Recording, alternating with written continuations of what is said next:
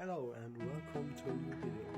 Today we will be talking about the difference between the Roman legionaries and the Roman auxiliaries. Let's first talk about the Roman legionaries. How could you notice, this is a Roman legionary? Well, properly the most common thing to see that is the sword. Unlike the auxiliaries, the Roman legionaries actually had the gladius, the typical Roman sword. Why do I say typical? Well, if we look at history and especially at Romans history, we see often that the Romans basically just copied the equipment of their enemies or other cultures that were influenced by them or that they had trading connections with, and basically improved the weapons and fitted them to their combat style and then used them. So the gladius was actually an Iberian sword. The Romans took it over and improved it and then used it as basically the main weapon for the legionaries. It was a short sword made mainly for stabbing. You could also deal blows with it, but it was just way more effective if you just stab. If we look at the armor, however, it is pretty interesting, because basically both used chainmail. At least the legionaries used first only chainmail, and auxiliaries as well. And this was basically the Lorica Hamata, which is also referred as Lorica Gallica, which is actually the Roman name. The name that the Romans used for it was really Lorica Gallica. Why though? Well, we see that because the Roman copied it from the Gallics. And that's exactly how they did it also with the sword, with the gladius. They just copied it, improved it, and used it for themselves. That's just the Roman way of doing it. Well, but if we want to look at differences in the armor, we can say Lorica segmentata. This one was only used by the legionaries.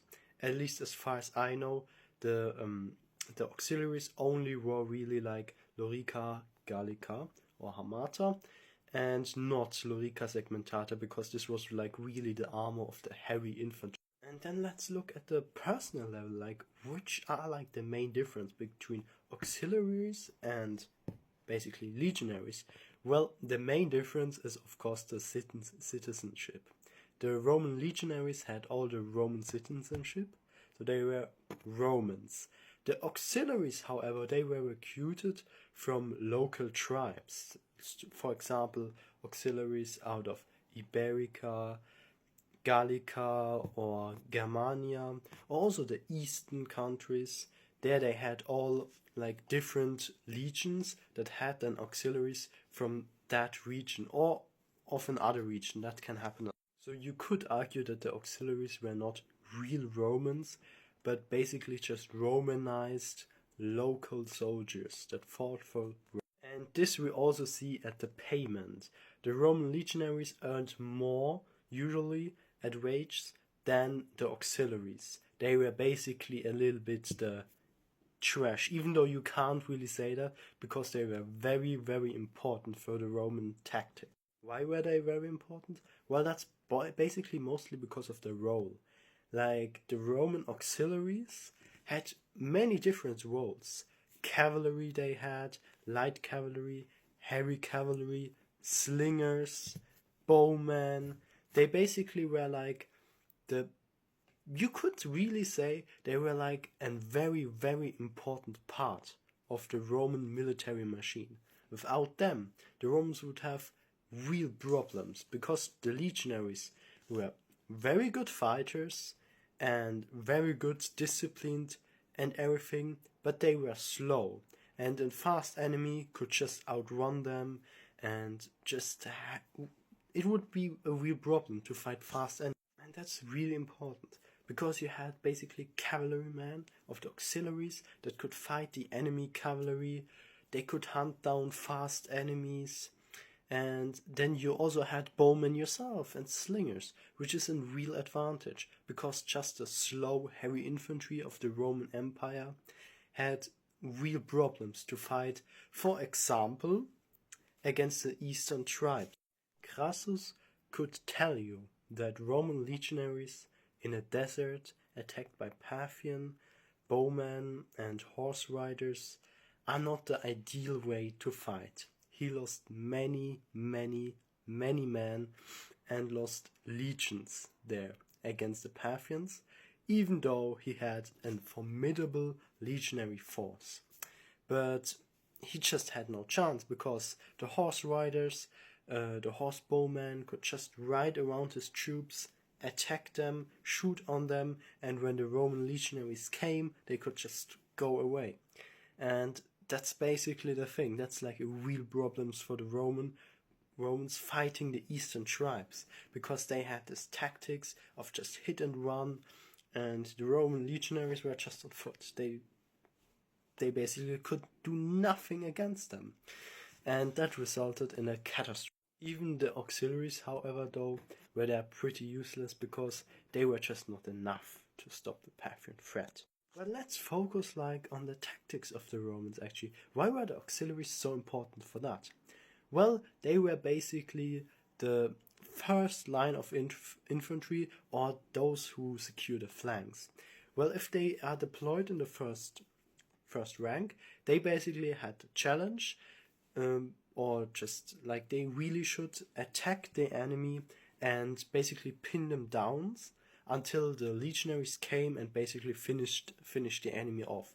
That was really their job, to just charge the enemy or also defend against the enemy and pin them down at a point so the slow but strong legionary force could come there, the heavy infantry, and defeat the enemy. So overall, we have to say the auxiliaries had lighter armor and also different weapons than the legionaries, and were basically like the light infantry. The legionaries, on the other hand, were the heavy infantry that was slower but stronger. And obviously, because the auxiliaries had many different roles, they also had many different weapons. For example, the cavalry didn't have the gladius. They had a longer sword that was made for dealing blows and not for stabbing, which is kind of really good as a cavalryman, because on a horseback you don't really want to have a short sword made for stabbing. This is very unfortunate because you basically have more space from the enemy, and so you need a longer sword. But to come to a final conclusion, we definitely have to say that even though the auxiliaries are considered rather as like the trash of the army, especially by the legionaries, they were like a little bit looking down on them. It has to be noted that they were really important for the Roman army and for the Roman victories as well. Without them, Rome would have severe problems, because the legionaries on their own are just too slow. We can actually look at it like in modern warfare. If we have tanks, they are basically the heavy weapon of the modern warfare. But if they drive alone without infantry support, they are basically not really useful. We see it especially in the Second World War.